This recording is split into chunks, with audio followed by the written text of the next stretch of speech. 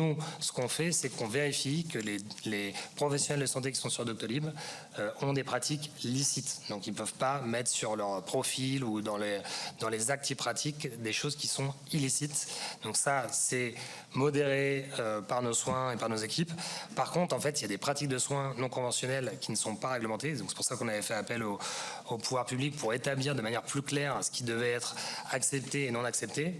Et là-dessus, de facto, c'est beaucoup plus difficile. Donc il y a des pratiques, je vais vous donner un exemple, le Reiki par exemple, qui est d'ailleurs le Reiki, c'est on va dire d'aider des patients via des soins un peu énergétiques, etc., qui est assez répandu, apprécié par beaucoup de patients, qui est pratiqué parfois dans les hôpitaux, etc. Et en fait, il n'y a pas vraiment de clarté sur le fait que ça soit accepté ou pas.